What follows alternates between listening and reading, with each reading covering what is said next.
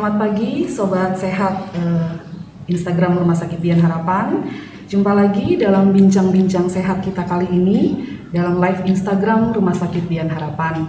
Kali ini bersama saya Dr. Virgin, dokter umum yang berpraktik di Rumah Sakit Dian Harapan.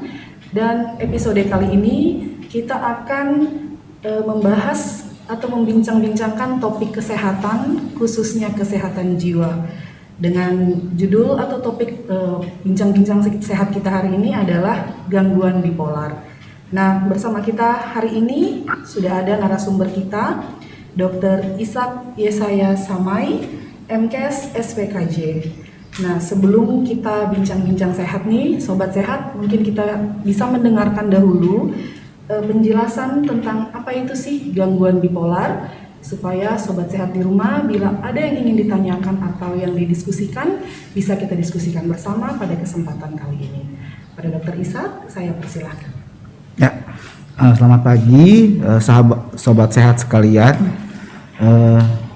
Hari ini kita belajar tentang kesehatan mental. Kenapa saya bilang kesehatan mental? Kesehatan mental sama porsinya seperti kesehatan fisik. Jadi 50-50, fisik 50, mental 50 ya. Jadi kesehatan mental memang seperti mata koin ya, sebelah-sebelah. Jadi harus tanpa fisik, tanpa mental nggak bisa ya. Jadi harus sama-sama. Hari ini kita belajar tentang mengenal gangguan bipolar. Mungkin dari katanya gangguan bipolar atau bipolar disorder.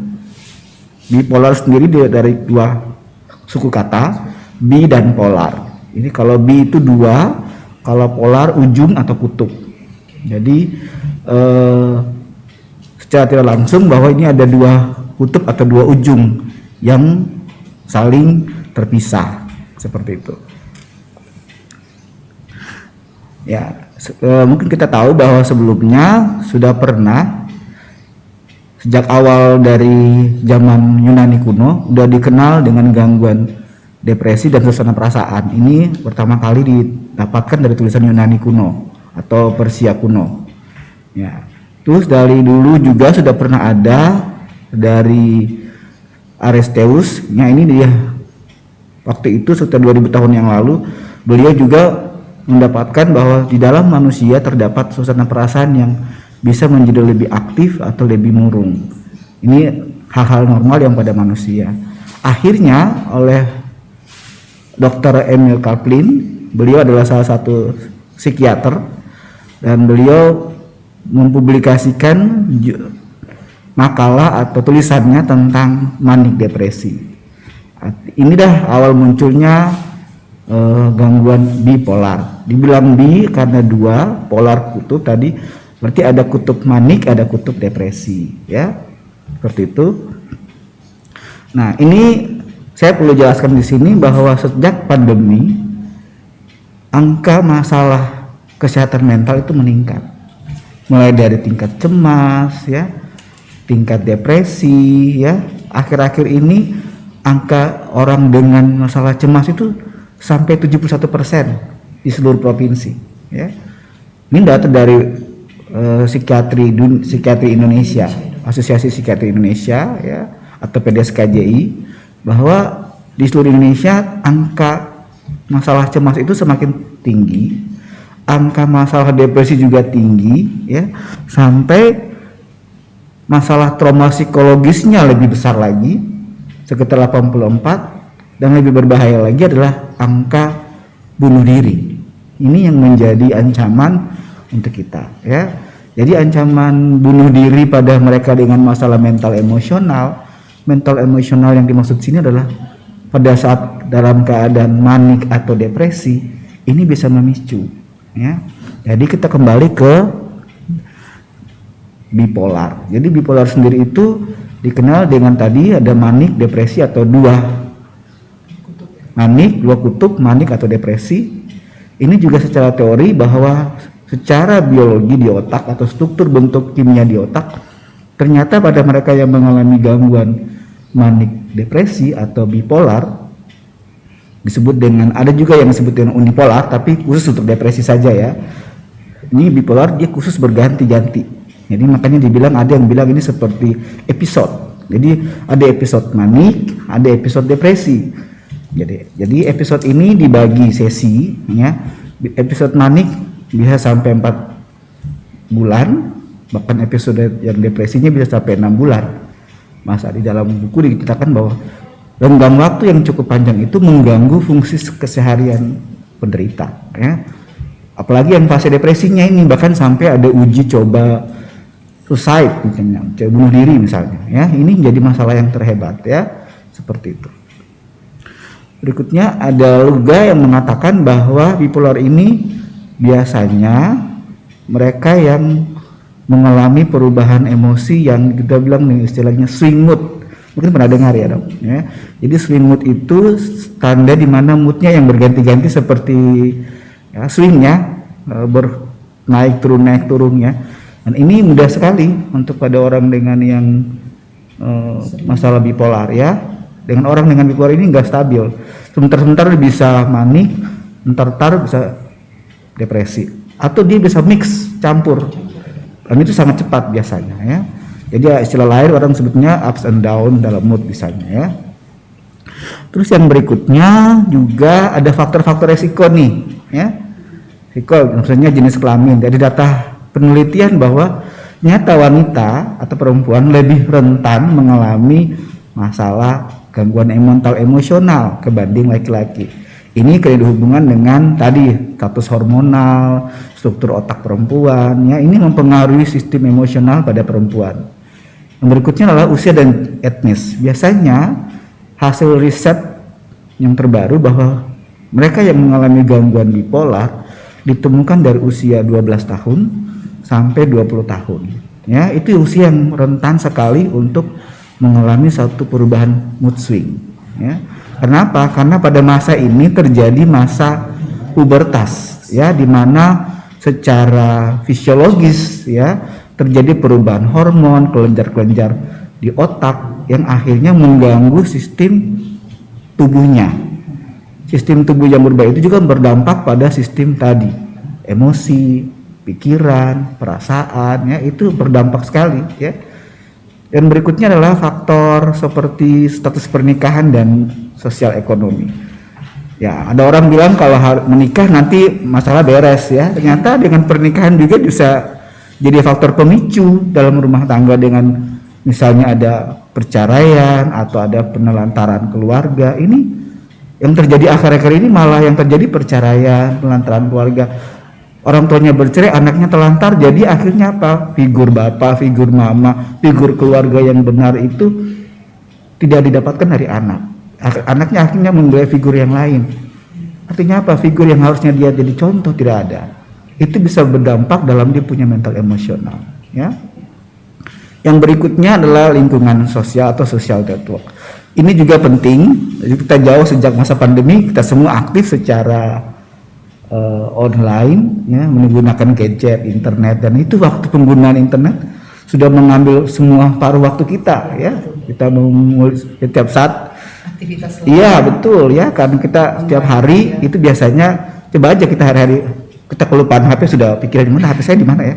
Ya itu. Jadi itu tanda mulai adanya perilaku adiktif atau adiksi namanya, ya. Jadi perilaku adiksi ini juga mulai merambah sangat luas.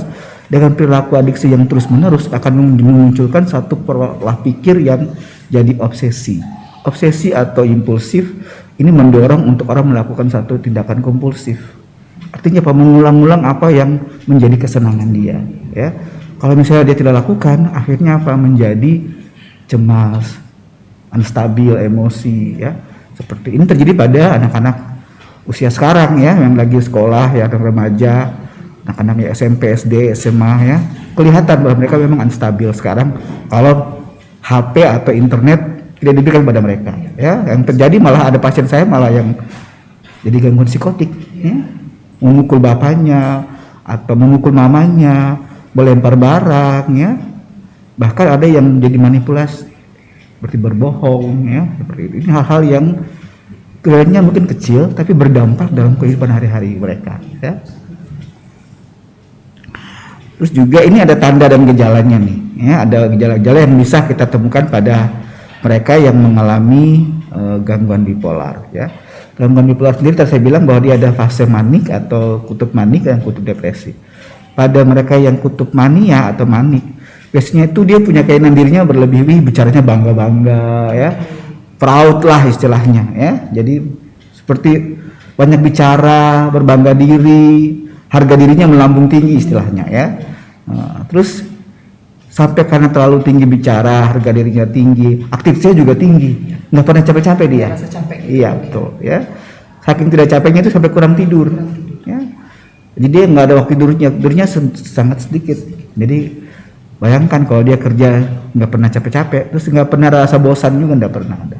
Kalau dalam fase manik, ya. Fase manik ya. Dan juga dia mudah sekali tuh, ya. Perhatiannya mudah teralih, ya. Kadang-kadang kalau hal-hal pembicaraan topiknya, dia sudah topiknya menyambung terus tuh, nggak pernah putus-putus. Kita nggak bisa menyela dia gitu.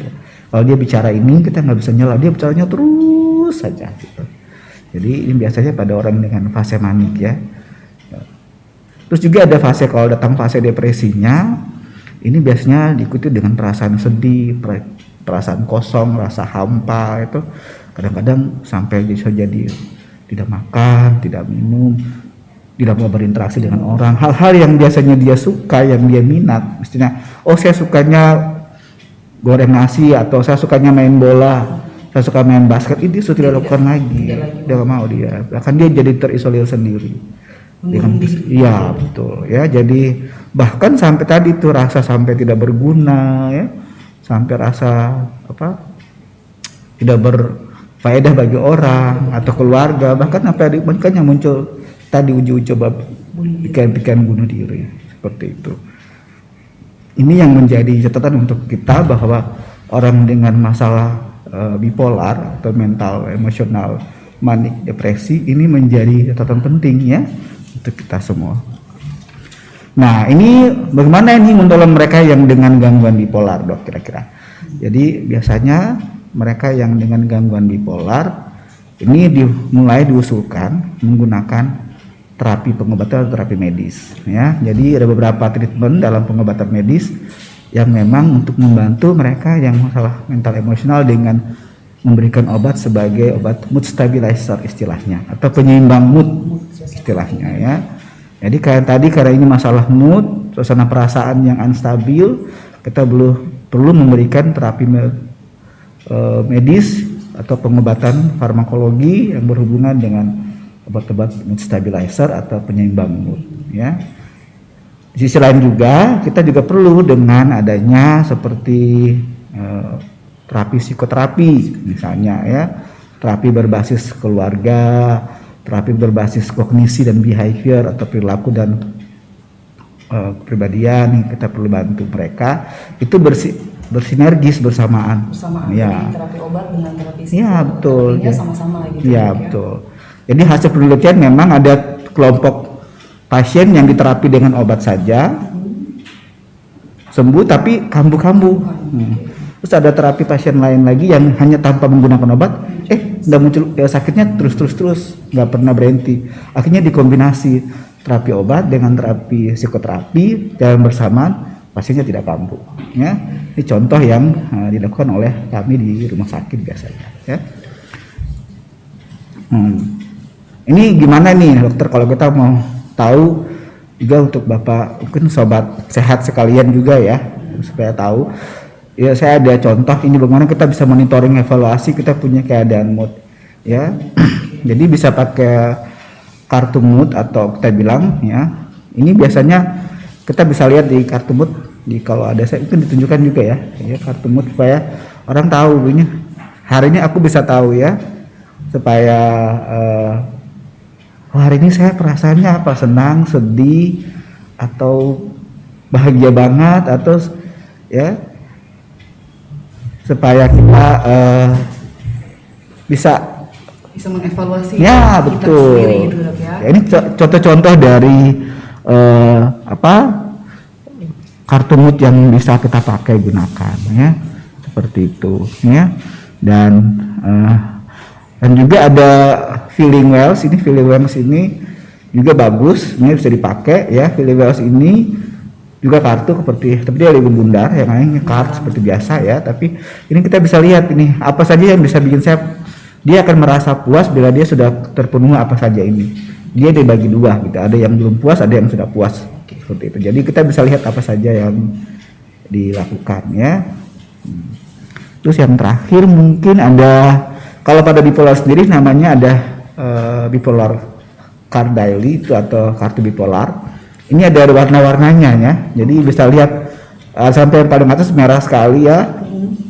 Ya, jadi ada sampai severe ya, itu plus 3 kalau tidak salah. Itu bisa lihat sampai kita tahu saya hari ini marah banget sampai meledak-meledak. Oh, balik saya di atas sana.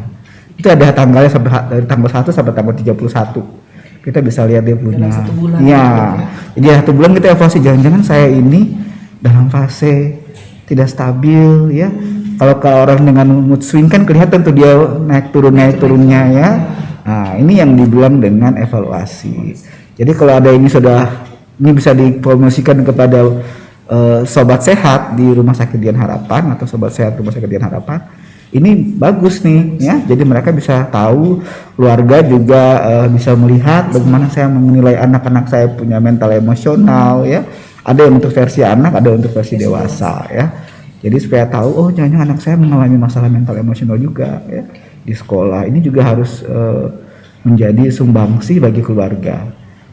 Mungkin begitu dari saya. Kalau mungkin ada yang mau bertanya, silakan dokter. Baik dokter. Ya. Terima kasih dokter untuk wawasan barunya, pengetahuan barunya mengenai apa itu gangguan bipolar. Nah, sobat sehat di rumah, setelah mendengarkan apa yang tadi sudah disampaikan oleh Dokter Ishak, kalau memang ada yang ingin ditanyakan atau ada lagi ingin yang ditambahkan begitu, ya boleh teman-teman menuliskan di kolom komentar sobat sehat ya, supaya bisa kita bincangkan sekarang gitu. Jadi teman-teman sobat sehat di rumah juga bisa berpartisipasi dalam bincang-bincang sehat pagi hari ini ya. Dokter, mungkin sambil menunggu sobat sehat ada yang ingin bertanya, mungkin saya juga kita sambil ini berbincang juga dokter. Nah dok, berarti kan kalau dari semua materi yang sudah dokter paparkan ini, kita sebenarnya bisa untuk melihat deteksi awal gitu ya dok ya? Iya betul. Dengan yang tadi dokter sampaikan terakhir ada kartu daily moodnya gitu ya dok, kita bisa menilai diri kita atau kita menilai keluarga kita, anak seperti itu, sehingga kita bisa mungkin itu jadi ini ya dok ya, parameter gitu ya dok ya, betul. Mendeteksi bahwa oh ini anak saya kok hari ini moodnya ini ekspresif sekali, besok dia kok jadi murung sekali, itu bisa ya dok, kita sendiri dok ya. Oke, mungkin nanti kami juga bisa tambahkan itu ya dok ya, supaya sobat sehat di rumah kalau datang juga berobat ke Dian Harapan bisa, mungkin kalau ada yang mau konsultasi dengan dokter Ishak juga nanti bisa di jam polinya dokter ya dok. Betul. Ya sobat sehat, dokter Ishak ini berpraktek di Dian Harapan setiap hari Sabtu jam 8 pagi sampai selesai ya dok, dan juga ada untuk psikotes, mau tes psikotes dengan tes narkoba, bisa juga bersama beliau melalui poli MCU.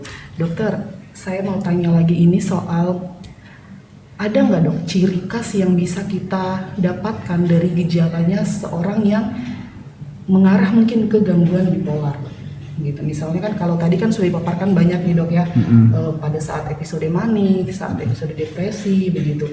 Nah, apakah di satu episode manik itu ada nggak satu ciri khas khusus yang mungkin kita bisa nilai gitu loh, kok dia pas lagi episode manik menggebu-gebu sekali begitu. Nah, dalam rentan waktu berapa lama begitu dok kita menilai bahwa dia bisa mengarah ke satu gangguan bipolar dok?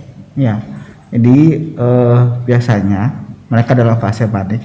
Fase manik itu banyak hal ya, mulai dari pikiran, perasaan, dan perilaku. Kalau pikiran jadi banyak ide tuh, jadi ada ide-ide yang dia ini kerjanya banyak nih, idenya berganti-ganti, hari ini bikin ini, jadi nggak pernah putus-putus idenya. Idenya banyak. Produktif sekali gitu. Banyak hal yang dia pikirkan begitu dok. Betul, karena fase manik tadi ya. Dengan ide yang begitu banyak diikuti dengan perilaku, tindakan. Tindakannya banyak, dia aktif ya. Contohnya hari ini saya mau masak ini, mau masak ini, bentar dia mau shopping, sebentar ini. Jadi diikuti semua, itu sinergis. bahkan suasana perasaannya melambung tinggi, senangnya luar biasa. Ada yang sampai bisa bagi-bagi uang lah, ada yang sampai bisa naktir teman-teman satu kantor gitu ya. Belum pernah nih naktir kantor, tiba-tiba dia naktir semua orang. Ya ini kan ada yang mulai miss Ada ini yang ya kelihatan. beda gitu Ya gitu ya. Atau tiba-tiba ada orang yang suka investasi bodong istilahnya. Sekarang kan banyak Iya itu. investasi-investasi. Jadi jangan sampai pada orang dengan manik itu mereka tidak punya ambil pikiran-pikiran untuk ini resiko, mereka nggak paham akan resiko. Tidak mempertimbangkan Iya, hal lain, betul. Jadi keinginannya dia ingin langsung Betul. dipenuhi. Jadi pada pasien manik itu bagi dia resiko tidak ada gitu. Oke. Bahkan ada pengalaman saya pasien manik itu contoh ya, sampai bawa motor yang suka balapan itu loh. Iya, betul. Jangan-jangan mereka juga punya dampak dari manik ya.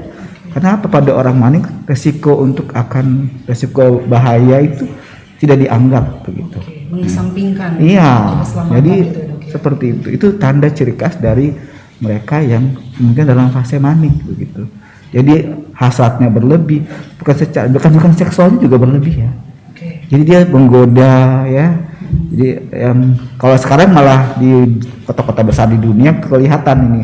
Oh ini dalam fase manik, kalau ini kelihatan. Karena fashion itu membentuk pola perasaan mereka ya. Jadi contoh seperti itu. Oke, Ya. baik, dokter. Nah, dokter, yang ingin saya tanyakan juga, apakah gangguan bipolar ini bisa dikategorikan sebagai penyakit keturunan seperti itu atau tidak, Dok? Secara teori iya, ya, bahwa memang mereka dengan masalah mental emosional diturunkan secara genetik.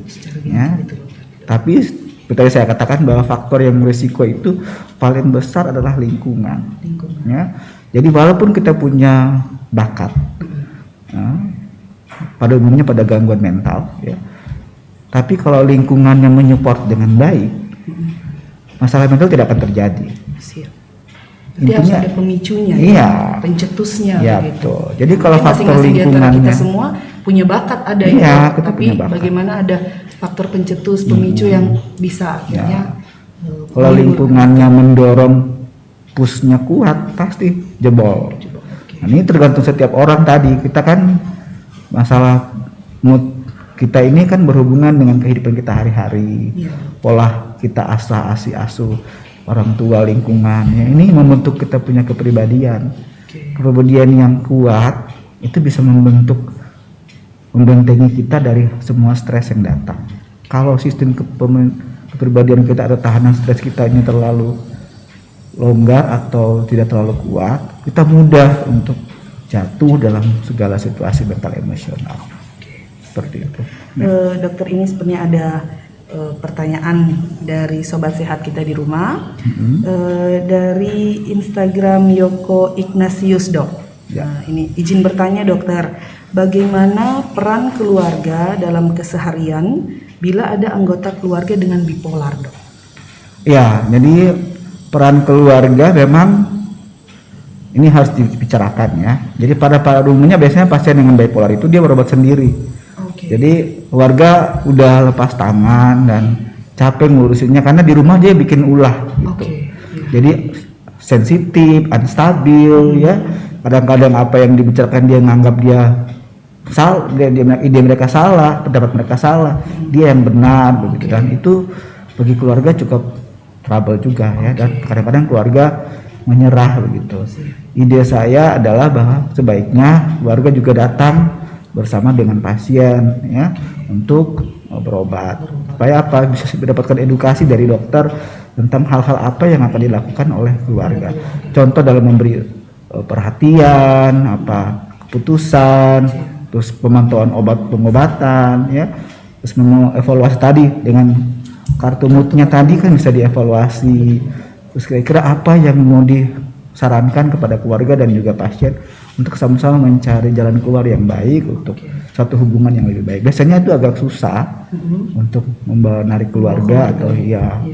Ini cukup rumit ya bagi orang dengan bipolar kalau mereka tidak mengerti ya. Siap. Nah, seperti itu sobat sehat.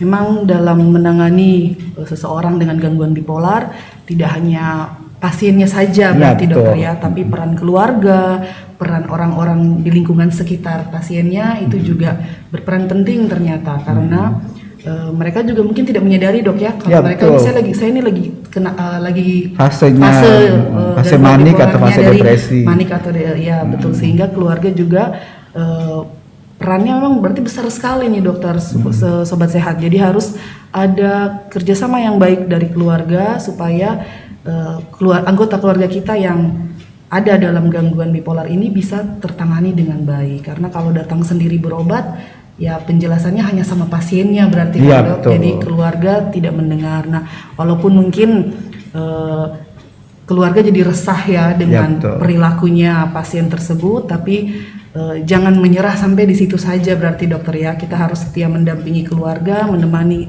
waktu datang berkonsultasi atau berobat, sehingga perjalanan penyakitnya juga bisa keluarga ketahui, bisa dibantu mana yang harus dikerjakan oleh keluarga betul. dengan tidak, sehingga pasiennya jadi prognosisnya jadi lebih baik dokter ya, jadi tertanganinya baik, kualitas hidupnya lebih baik, dia bisa kembali bekerja ya.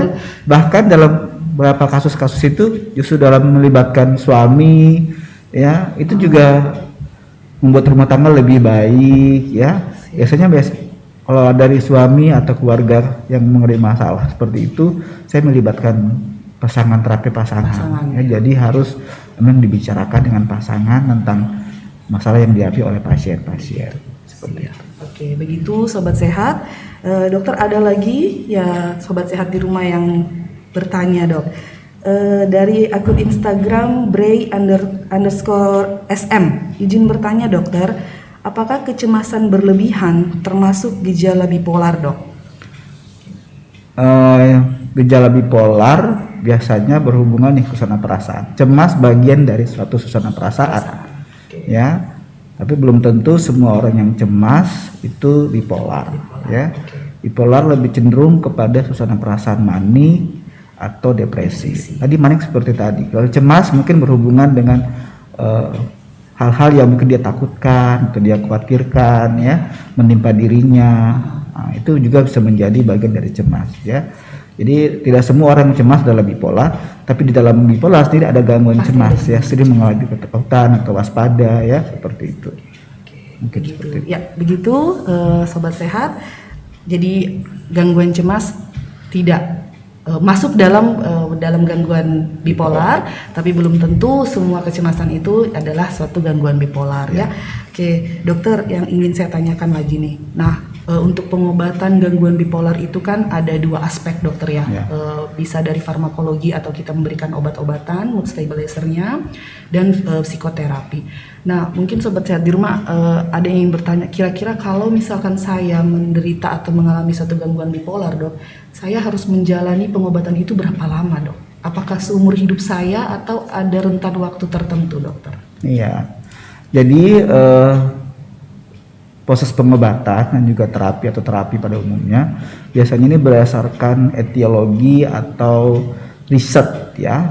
Jadi perlu sobat sehat ketahui bahwa otak adalah salah satu tempat di mana kita bisa mengekspresikan suasana perasaan kita. Jadi kita sedih, kita marah bukan di hati ya, hati nggak ada ya, ada di otak ya. Jadi otak kita ini yang menstimuli kita bisa sedih, marah, jengkel, emosi, dendam, ya itu otak. Ya.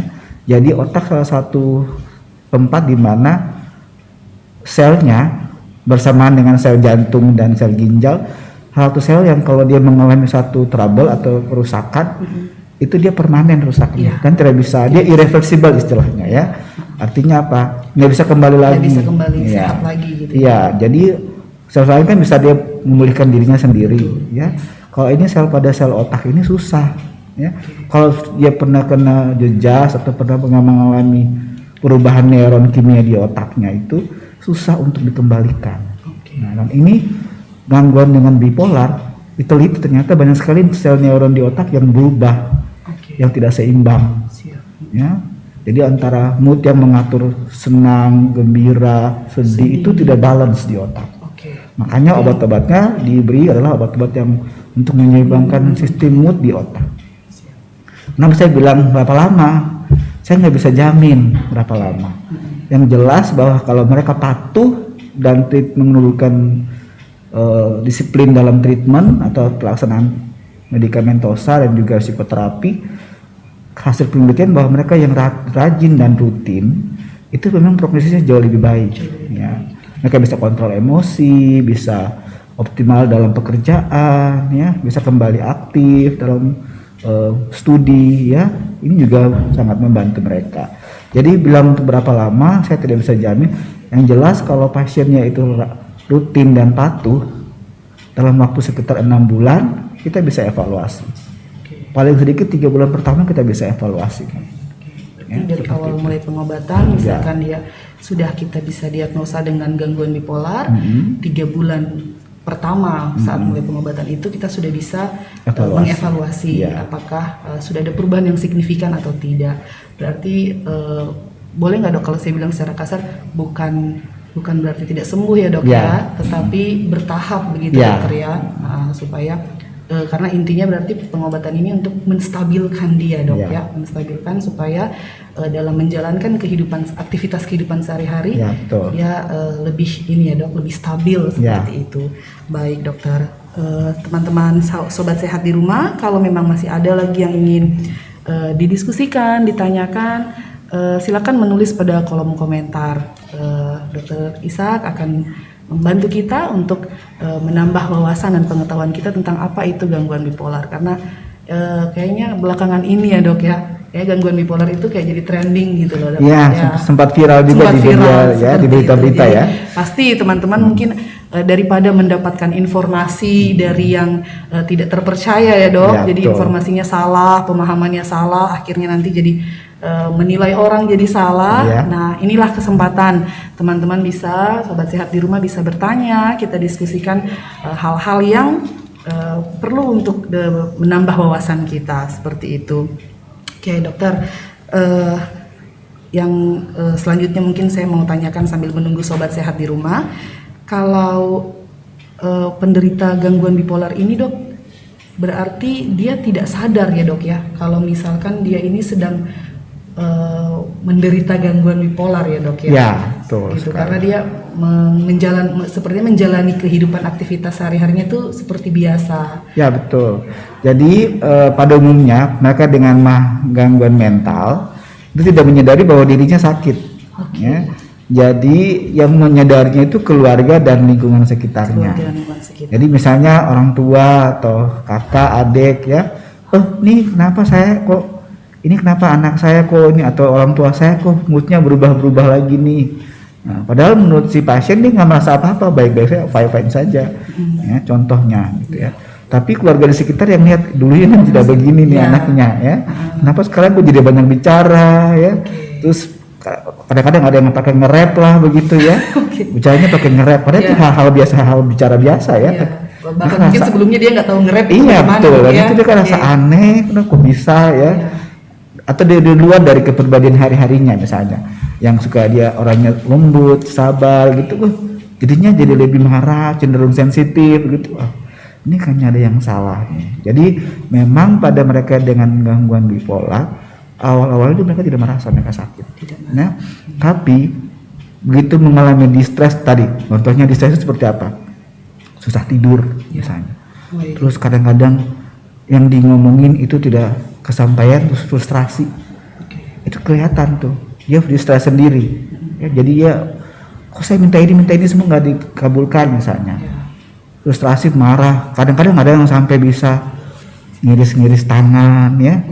Ada yang bisa sampai uji coba bunuh diri. Tadi saya bilang ya, itu menjadi dampak sudah sakit itu. Padahal sebelumnya sudah ada perjalanan penyakitnya sudah sering tuh. Ya. Yang paling mudah sekali pada anak-anak sekarang tuh mudah dan baper. Istilah tahu baper ya? Atau bucin istilahnya ya. Baper dan bucin. Itu kalau bucin yang baper-baper itu hati-hati tuh ya. Sudah ada alarmnya. Jadi orang yang sering-sering bucin, orang-orang yang sering-sering baperan itu tanda-tanda bahwa mereka sudah unstabil emosi. Jadi kalau dia sering-sering seperti itu, sebaiknya cross check di kartu mood ya. Jangan sampai kita mengalami tapi tidak tahu ya, seperti itu. Ini juga pada anak, terus perlakuan bullying juga ya. Bullying di sekolah sering seperti itu. Jadi ada orang tua yang ngaku anaknya di blok, akhirnya apa, memicu dia punya mental emosional ya, akhirnya jadi sensitif lah, suka menyendiri lah, akhirnya itu marah meledak lah. Terus kalau bawa motor kencang-kencang lah sampai bisa kecelakaan lalu lintas ya, seperti ini. Jadi dampak dari tadi mood swing yang tadi nih ya, ini bisa pengaruhnya hebat nih, seperti itu. Baik, dokter. Seperti ada tambahan lagi nih dokter, pertanyaan dari sobat sehat di rumah. Ini pertanyaan dari akun Luduinai ya. Oke, izin dokter bertanya, apakah tanda seseorang mengidap bipolar? Jadi dia menanyakan tanda, dok. Tanda seseorang mengidap bipolar itu seperti apa dan bagaimana mengatasinya? Oke, jadi tanda itu beda dengan gejala ya. Tanda itu yang diperiksa pada pemeriksaan medis ya. Ya. Biasanya kalau tanda adalah tanda manik atau tanda depresi. Tanda manik yang paling sering ditemukan adalah tadi logore, banyak bicara. Logore. Terus idenya jadi melambung. Gladius ideas namanya. Ya, idenya banyak, idenya tinggi ya. Idenya besar-besar ya.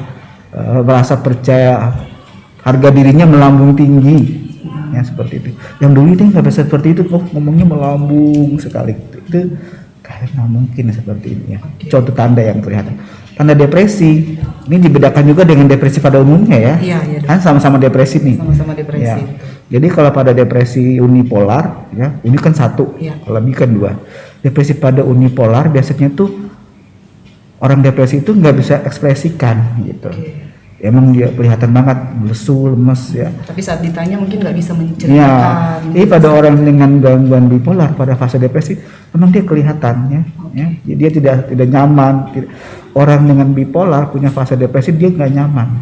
Dia akan berusaha untuk naik ke fase manik. Gitu. Jadi biasanya pada orang dengan depresi bipolar itu dia akan cari pertolongan. Karena apa, dia tidak mau urus diri lah. Biasanya suka dandan, tiba-tiba nih nggak mau dandan, masih serabut juga tidak ya. Itu contoh ya.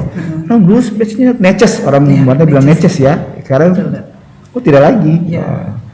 Ini contoh ya, seperti itu. Ini tanda-tanda yang real yang bisa kelihatan pada, bahkan jangan lupa kalau penyalahguna ya, ini juga menjadi tanda bahwa mereka bagian dari mood swing. Pada mereka yang jadi manik itu bisa sampai melakukan tindakan-tindakan yang tadi berisiko, pengguna nafsa ya. Sekarang di Papua banyak nih pengguna ganja ya, pengguna alkohol, itu bagian dari perilaku tadi. Jadi bagian dari manik atau depresinya ya. Karena untuk mengekspresikan itu dia ingin bahagia, manifestasinya ke sana, larinya ke sana. Seperti itu. Jadi jangan sampai, ini tanda-tanda yang harus kita jaga dalam keluarga kita. Ya. Jadi dengan mengetahui tanda-tandanya ya, sobat sehat di rumah juga bisa tahu seseorang itu mungkin ke arah sana ya. Jadi bisa lebih cepat mungkin ya, dok, untuk pendeteksian dininya begitu, pemeriksaan awalnya. Dok, ada lagi nih dok, pertanyaan dari akun Cornel Rante Padang, dokter. Jika seseorang menyadari mengenai gangguan bipolar yang mereka derita, apakah mereka dapat secara sadar menahan pikiran-pikiran atau tingkah laku mereka, dok? Oh, tidak bisa. Tidak bisa. Ya. Jadi memang itu namanya automatic thinking ya. Jadi kita semua ini secara lahiriah kita punya automatic thinking. Kita ambil keputusan, kebijakan, atau kita mau memutuskan sesuatu, kita bisa ambil sendiri. Pada mereka dengan gangguan mood, ini biasanya mereka juga berusaha kontrol ide-ide yang berlebihan itu, tapi tidak bisa karena memang secara neurokimia di otak itu jadi berlebih ya. Jadi mereka yang mengalami bipolar susah untuk mengendalikan isi pikirannya. Makanya obat yang diberikan tadi itu segera pertama adalah medikamentosa. Supaya apa? Menekan sistem otak yang berlebih tadi. Dengan demikian, dengan dia mulai turun, tindakan psikoterapi kita juga bermanfaat. Seperti itu. Jadi dengan adanya farmakologi atau medikamentosa itu lebih cepat diberikan pertama awal, diikuti dengan psikoterapi jauh lebih baik. Karena apa? Kalau kita lakukan psikoterapi lebih awal atau kita bikin konseling atau edukasi, itu bagi orang bipolar dia nggak terima ya.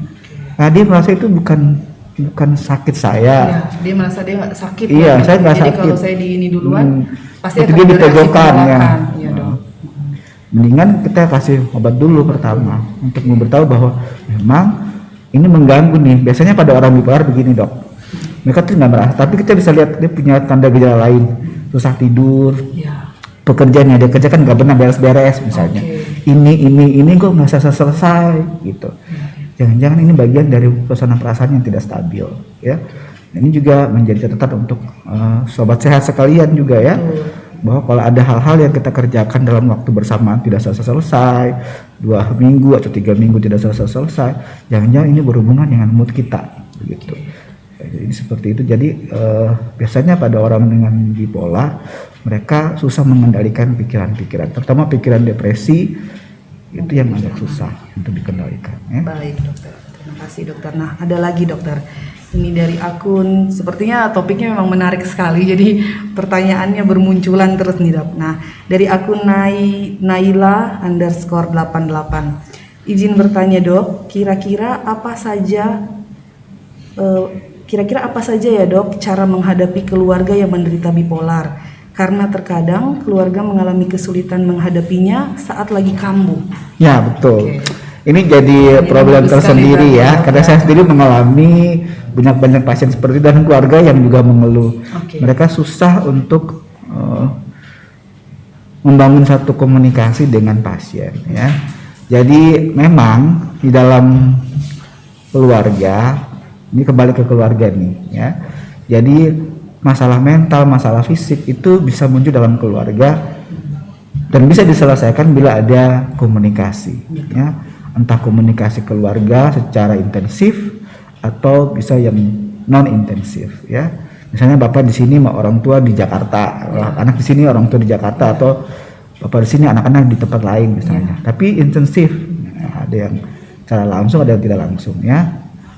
Yang terjadi adalah bahwa pada mereka keluarga susah mengambil keputusan atau bicara dengan pasien karena apa? Sudah tidak adanya trust dalam si pasien. Jadi pasien sendiri merasa tidak dipedulikan, tidak percaya keluarga, atau merasa keluarga mengecewakan dia. Jadi mungkin contoh tadi, ini berhubungan yang tadi kembali lagi dok ke pola asuhnya orang tua. Jadi ternyata dia setelah secara klinis kita evaluasi keadaan status pasien. Mereka itu dengan anak-anak dengan mood swing biasanya ada hal-hal yang pernah dipromis, janjikan, terus kadang-kadang lupa gitu dia, dijawab oleh orang tuanya. Dan ini terus menerus, ya. Berarti berulang-ulang. Iya, berulang-ulang dan anaknya akhirnya tidak trust lagi sama orang tua. Ya, ini menjadi dampak mengecewakan. Ya, Oke, dok, saya sudah udah dijanjikan. janji tapi tidak ditepati. Iya, Ini contoh hal ya, kecil nih betul. bagi anak-anak. Dan ini besar itu, apalagi dalam tumbuh kembang itu sangat tertanam kuat di dalam memori mereka. Ya. Dan ini kita harus waspada sebagai keluarga. Jangan mudah untuk memberikan janji tanpa ditepati begitu. Oke. Mendingan dinegosiasikan. Ya. Ya, jadi sebaiknya juga sama dengan pasien-pasien yang keluarga yang mengalami masalah mental emosional. Ya, kita belajar menegosiasi sesuatu kepada mereka. Oke, misalnya apa yang harus kita ambil? Negosiasi kan kita bisa barteran ini. Ya. Kalau misalnya kau begini, kita begini, Ya. ya seperti itu. Jadi pada keluarga-keluarga yang mengalami mood bipolar, yang saya usulkan pertama adalah negosiasi dulu dengan pasien. Apa yang harus dilakukan sebagai keluarga, apa juga yang dilakukan sebagai pasien. Contohnya negosiasi apa untuk bawa berobat misalnya. Ya. Terus bagaimana memfollow up dia punya evaluasi moodnya, ya. Contoh kayak dengan kartu mood misalnya, ya. Orang tua bantu atau keluarga bantu untuk evaluasi mood nih. Nanti ditunjukkan dalam mood ini kamu tulis sendirinya. Ya. Kalau di anak-anak itu ada bintang-bintang nih. Ya. Dibikin kartu moodnya, ditempel bintang. Kalau dia moodnya bagus, bintangnya besar sekali ditempel di situ. Kalau moodnya nggak bagus, dikasih bintang kecil. Nah, jadi dia lihat bintang besar sama bintang kecil malah lebih banyak nih. Nah, akhirnya dia belajar untuk bahwa kalau bintang besar, mood saya bagus terus ya. Jadi akhirnya apa? Mendorong dia untuk terus berperilaku yang baik, mengatur emosi ya seperti itu. Ini contoh ya. Siap dokter. Oke, Masih adakah pertanyaan? Oh, masih ada dokter pertanyaan lagi. Ya, dari akun Hera025 dok. Selamat pagi dok, izin bertanya. Apakah orang-orang yang mengkonsumsi obat-obat bipolar harus selalu diawasi dan didampingi? Dan sampai berapa lama kira-kira pengobatannya? Ya betul. Jadi orang-orang dengan gangguan bipolar memang kita pengawasan penggunaan obat-obatnya memang sangat super ketat. Karena ada perilaku-perilaku tadi, manik atau uji coba bunuh diri, jangan sampai ada kasus, saya juga punya kasus begitu ya. Kalau dia bawa obat 1 bulan diminum semua. Oh, oke. Karena tidak diawasi berarti. Iya. Jadi disuruh minum obat, semua obatnya dia konsumsi. Oke. Jadi ada keluarga begitu ya. Pernah dibawa obat, dia frustrasi karena dia saking emosinya, maniknya, marah sama keluarga, semua obat diminum begitu. Keluarga juga malas tahu ya. Untung pasiennya selamat ya. Jadi obat-obat psikiatri atau obat-obat jiwa selama ini tidak menimbulkan kematian kecuali dengan obat-obat fisik berkombinasi atau dia sinkronnya. Secara umum tidak ada, dan jarang pernah terjadi. Yang terjadi malah pasien jadi tidur dalam, nggak bangun-bangun ya. Jadi akhirnya tidak bangun-bangun, tidur ke dalam, itu yang kadang-kadang membuat keluarga cemas. Usul saya adalah sebaiknya obat pada pasien dengan bipolar itu dipegang oleh keluarga awalnya ya. Jadi awal treatment biasanya saya sudah dengan keluarga sudah negosiasi ya, bahwa Bapak Ibu kalau misalnya anak Anda dengan masalah mental emosional, obatnya harus dipegang keluarga dulu nih, minimal 3 bulan pertama dilihat evaluasi tadi. Kalau dia sudah bisa mandiri, kontrol emosi, kita estafetnya mulai setengah-setengah, 50-50 lah. Sebagian ke pasien, sebagian kita. Jadi udah habis laporinnya ke papa mama atau apa ke keluarga misalnya begitu. Itu wajib tuh. Dan ini butuh satu komitmen yang luar biasa. Saya bilang sekali lagi nih, dukungan keluarga itu paling besar dalam pasien-pasien dengan masalah mental. Iya, betul. Proses pengobatan pasien. Kalau keluarganya komitmen, dia pasien juga komitmen, itu recovery-nya cepat. Ya. Jadi cepat sekali untuk terjadi recovery-nya. Seperti itu. Seperti itu sobat sehat. Jadi untuk pengobatan seseorang dengan gangguan bipolar bukan hanya dari pasiennya saja, tapi peran orang tua atau keluarga itu juga sangat penting. Betul, supaya pengobatannya bisa lebih cepat selesai ya dok, dan hasil pengobatannya jauh lebih baik untuk kualitas hidup dari seseorang yang menderita gangguan bipolar. Oke dok, ada lagi dokter. Ini dari akun Wisewiwi. Izin bertanya dok, apakah benar penderita bipolar bisa mengalami kepribadian ganda? Terima kasih. Jadi bipolar sendiri merupakan satu gangguan mental di luar dari gangguan kepribadian ganda ya.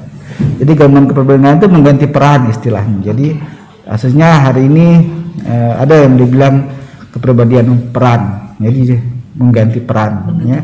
Contohnya mama meninggal, papa ganti jadi mama. Ya. Kepribadiannya bertambah, ya bukan hilang tapi bertambah. Atau bapak meninggal, mama mengambil posisi papa. Itu disebut. Jadi kepribadiannya bertambah. Kalau pada orang dengan bipolar tidak ada. Yang ada adalah dia punya kepribadian kita bilang lebih ke arah unstabil atau ke arah borderline personality. Atau artinya borderline itu seperti kepribadian yang sifatnya terlalu mengekspos misalnya ya, cepat sekali untuk bersifat negatif tentang diri sendiri, menghakimi diri sendiri ya, bahkan merasa lingkungan tidak berguna, tidak menyokong dia, itu biasanya ke arah borderline personality. Seperti itu. Seperti itu sobat sehat. Jadi tidak sama berarti ya dok ya, gangguan bipolar itu dengan yang namanya kepribadian ganda, karena gangguan bipolar lebih ke moodnya ya dok, suasana perasaan hati. Kalau kepribadian ganda berarti lebih kepada peranan seperti itu. Baik, apakah ada pertanyaan lagi? Sepertinya sudah tidak ada. Sobat sehat di rumah, terima kasih untuk partisipasinya. Kalau sekarang sudah tidak ada pertanyaan lagi dok ya, mungkin durasi juga, waktu juga yang memisahkan kita dokter. Oke. Terima kasih banyak untuk pengetahuan barunya dokter, wawasannya. Saya rasa saya maupun sobat sehat di rumah juga ilmunya bertambah dok, pengetahuannya bertambah. Jadi kita bisa lebih aware, kita bisa lebih perhatian ya dok ya. Jadi sama keluarga kita terutama, karena orang-orang terdekat kita adalah keluarga kita, bisa menilai kalau misalkan ada keluarga kita di rumah atau mungkin rekan kerja kita juga kali dok ya, atau orang-orang di lingkungan sekitar kita yang kita rasakan misalnya ada perubahan perilaku atau moodnya tidak stabil, sehingga kita juga bisa menjadi orang mungkin yang pertama yang bisa ya menolong dok ya, untuk bisa memberikan saran bahwa mungkin coba ayo kita periksa gitu, kita konsultasi supaya kalau memang didapati tanda gejala yang mengarah ke gangguan bipolar bisa segera tertangani dengan baik. Lebih dini untuk diobati, lebih jauh prognosisnya jauh lebih baik. Ya, berarti lebih dini diobati, prognosisnya lebih baik, kualitas hidup pasiennya juga lebih baik juga. Jauh lebih baik. Seperti itu sobat sehat. Nah, kalau memang ada yang mungkin sobat sehat belum sempat bertanya di sini sobat sehat, bisa nanti mungkin datang ke poliklinik di Rumah Sakit Dian Harapan, poliklinik untuk kesehatan mental bersama Dr. Ishak Samai MKS SPKJ setiap hari Sabtu jam 8 pagi sampai dengan selesai. Dan bila ada yang ingin melakukan psikotes dan pemeriksaan narkoba, bisa juga bersama Dr. Ishak melalui Poli MCU. Begitu ya dok. Oke sahabat sehat, dengan demikian bincang-bincang sehat kita sudah selesai. Terima kasih. Kita akan jumpa lagi dalam bincang-bincang sehat berikutnya dengan topik yang pastinya lebih menarik. Selamat siang, salam sehat untuk kita semua. Salam Terima sehat kasih, jiwa. dokter. Ya.